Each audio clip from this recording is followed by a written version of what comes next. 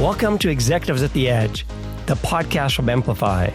Each episode features insights from the top network, cloud, and technology executives, giving you key takeaways to help you grow your revenue and bring solutions to market faster. I'm your host, Pascal Menezes. Join me as we explore thought-provoking perspectives from the leaders and changemakers propelling the AI-powered digital economy forward. Today, we're taking you back to the GNE 2025 Mainstage in Dallas. Henry Calvert, head of network at GSMA, shares his perspective on how operators and technology providers must evolve to support AI-driven services, new business models, and increasingly automated network environments. As AI moves from experimentation to scale deployment, the demands on connectivity are rising fast. Henry outlines what that shift means for the telecom industry and why deeper collaboration across standards bodies and industry alliances is critical. Let's revisit Henry's session from GNE 2025. Good afternoon, everyone. Welcome. I'm Henry Calvert. Oh, the slides are just moving on a little bit too much. So I was waking up this morning very early, about 3 a.m. from jet lag, and fueled with a buzzing head from the last 2 days of information. And also the huge hospitality that was provided last night, so thank you very much. It is a privilege to be here. And what I'm learning is there's a lot of discussion around the B2B. There's a phenomenal amount of discussion around AI and the impact that that is going to have on the network. I'm going to give you a little bit of a rest here. I'm going to talk to you about B2B2C, business to consumer. Or as we probably should be saying in the next couple of years, business to agent. It's going to change a little bit. So what have we been doing at the GSMA? And first of all, who is the GSMA for some people in the room that might not know? We're a trade association that run an event. We've got around about 1,250 members. And we hold probably around about 6 to 7 events around the world. You might have heard of Mobile World Congress Barcelona, where we have 110,000 of all you who join us in a big family and a big community to talk about the mobile industry.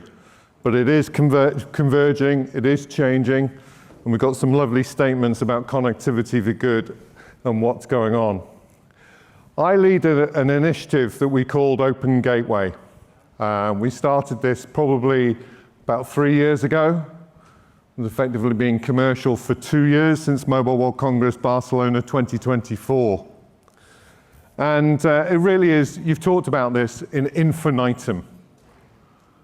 With the world and application workloads moving to cloud native infrastructure and the emergence of AI native functions and features or agents or agentic AI, connectivity is going to become one of the most important elements of the network for anyone who wants to actually deploy a cloud-based service. And it has been for a little bit. And this isn't the first time the GSMA's tried to bring NAS through network exposure and APIs. It's not the first time. It's probably, I think, the 5th time we've actually tried it. And we've had some spectacular failures along the way. But I'm not here to talk to you about the failures, I've talked to you about what we've actually done. Some of it on the left-hand side here, we can see the value that we're sort of portraying.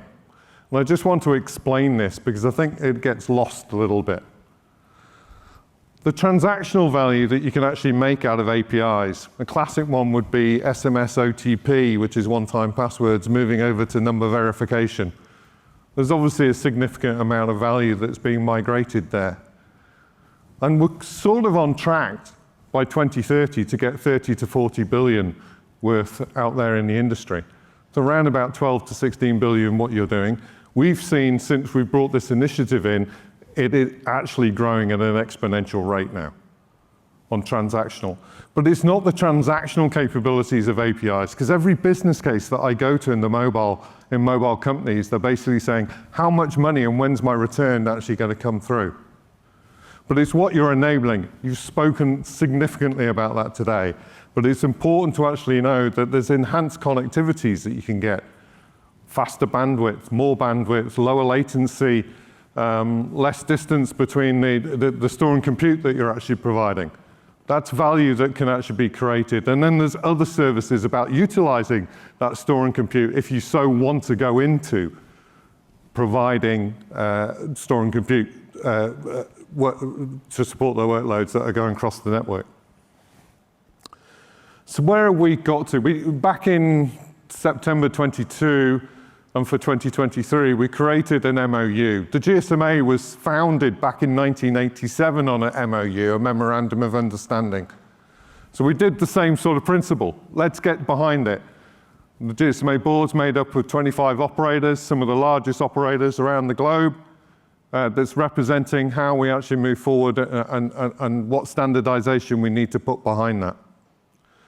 We currently have 80 operator groups representing 292 networks around the world that surpass over 80% of the mobile connections out there. And the mobile connections we count at about 8.5 billion. So 80% are actually signing up to saying, this is the direction I want to go into. Well, there's another number there, 55 channel partners, actually 58 channel partners. Who are the channel partners? They're the platform providers that enable the services in the industry. They bring the enterprise requirements to bear by utilizing network APIs in any form. How have we structured this? What have we done? It's not just a GSMA initiative. I've actually been focused on, for the last 5 years, of actually aligning all the standards organizations and the associations that are trying to drive the industry forward. And we actually worked and said, the only way that this is going to work is if we have an open source repository. Who's the best associations for open source? Linux. So that's why CAMARA was actually created in the Linux arena under Apache licensing, because it's open, it's available for everyone to use. We also actually were looking at fulfillment from a mobile industry point of view at the time. Anyone know a mobile association for fulfillment? TM Forum? Sorry for saying TM Forum on this stage. Do I burn? And then we're actually, and I'll talk about the partnership with Mplify in just a little bit. But it's actually bringing them together to actually orchestrate what needs to be done in the new world of actually going forward. And that's been over the last 2 years. We've actually got 66 CAMARA service APIs. These are things like, has the SIM been swapped? Can you verify the number? Where's the device? Can I provision can I ask for quality on demand in a particular cell site, going forward? And I'll mention what the use cases are about them in a minute. And today, we've got over 273 commercial APIs out there. Most of them are anti-fraud based, as I've just mentioned, or authentication based. But we're starting to see what we're calling a category called communications quality come through. Now, by Mobile World Congress Barcelona 2026, we will have over 2/3 of mobile connections covered by commercial APIs that are launched. That's what I'm here to stay. We're getting ready. We're going to be there. It's all based on an AS-based platform, and therefore, we need to extend it, and there's obvious reasons why we need to extend it. So we're starting, I've talked a lot about the consumer sort of stuff, anti-fraud and authentication. But at my heart, I'm trying to do the transition from 4G to 5G, the 5th generation. That era was meant to be an era that brought enterprises closer to their customers through mobile connectivity. I'll be honest, it's not been a great success. We've seen the fastest deployment of 5G technology. We've seen the fastest migration of handsets across onto 5G. So quite a lot of the phones that you have in your pocket will all be 5G at the moment. But have enterprises benefited from that? And that's why we started actually exposing capabilities of the networks to the enterprises on on what they need to do. We've looked at the vertical propositions in where we're actually going for. Mobility, banking and finance is quite clear.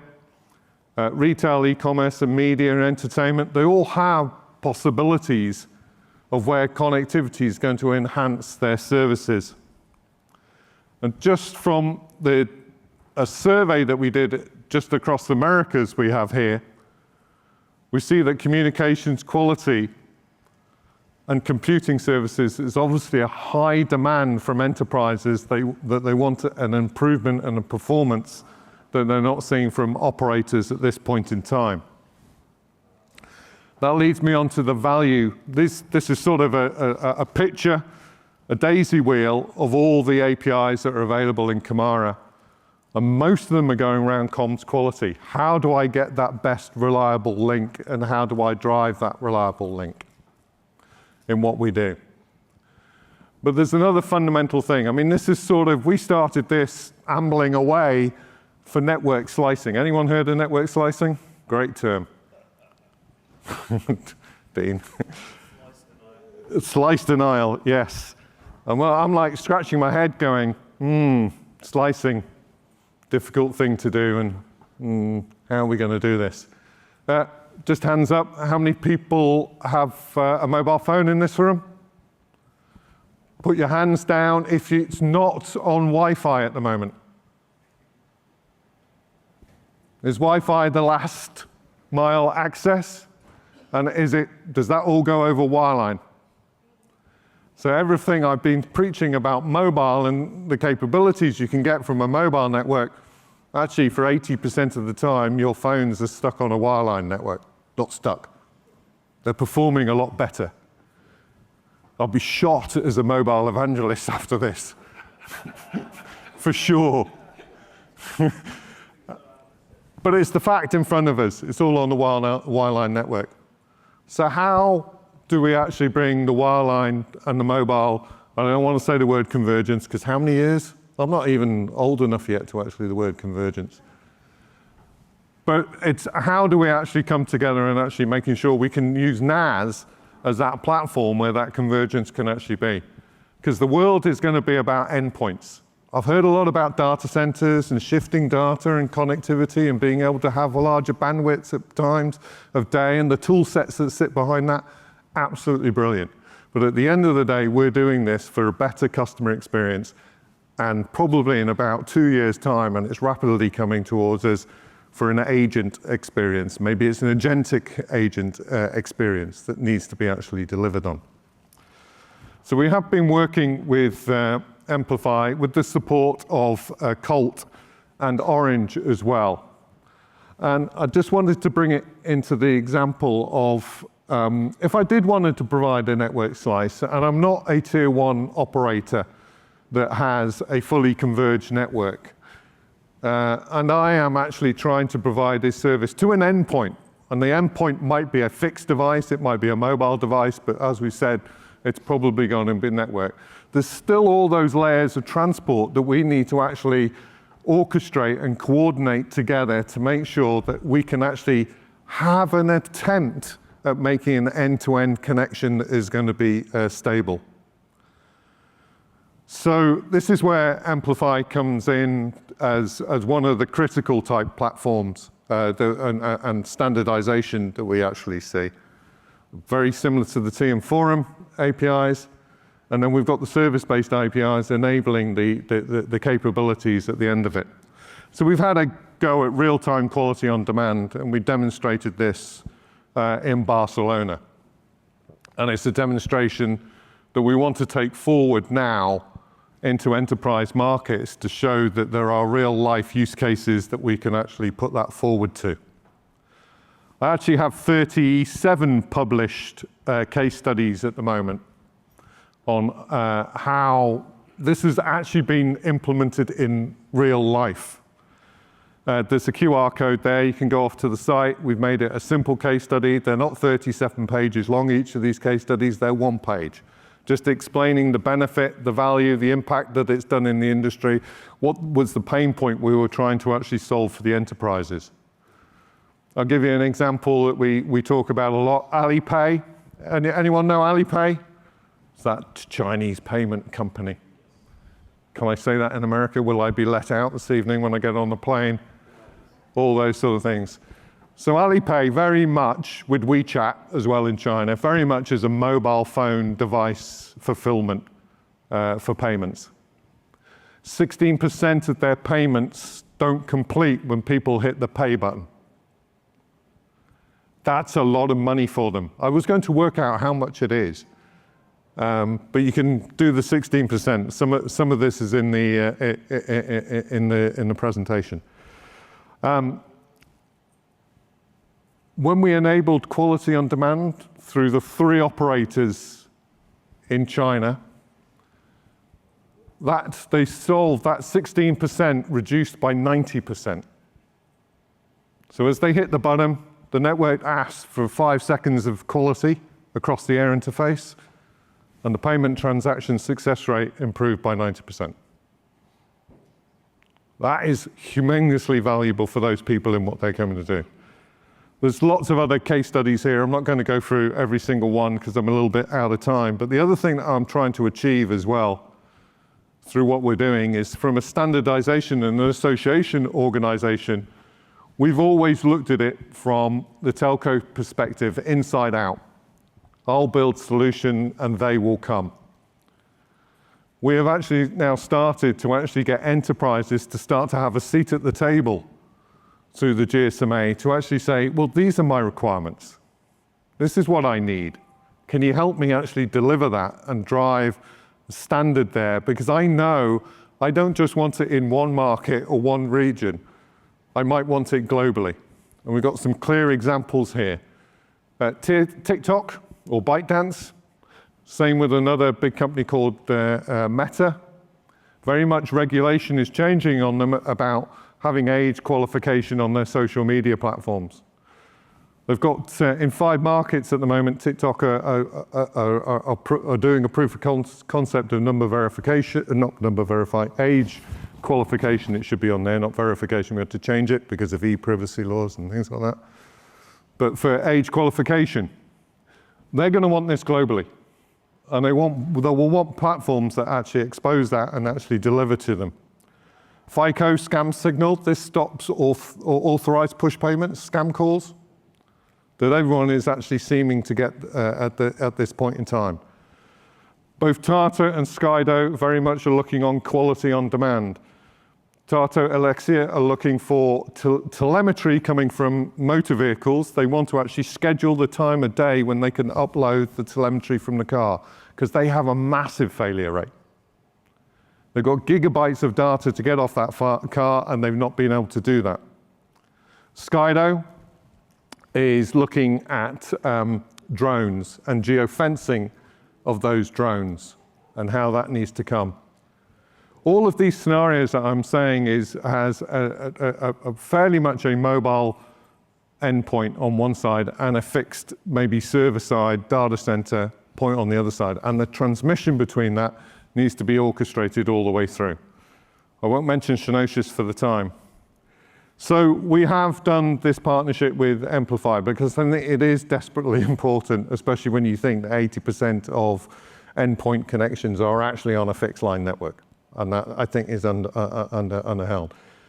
I have talked a lot about B2B2C or B2B2A. I've tried not to mention AI or anything like that, because I think the job still needs to be done, that we practically need to actually get these capabilities exposing the interfaces done today, not only from a wireline business, which it sounds like you're progressing very fast at, but also into that mobile industry. And deliver it across what we need to do. So I'll just leave you with, we're very much focused on application-led connectivity, converged quality on demand across networks, however you want to say that, communications quality, end-to-end SLAs, whatever that is. And we're always going to pronounce that standardization leads to monetization at the end of the day. So thank you very much for listening. Thank you for listening to Executives at the Edge, brought to you by Mplify. Be sure to follow, share, and leave a review.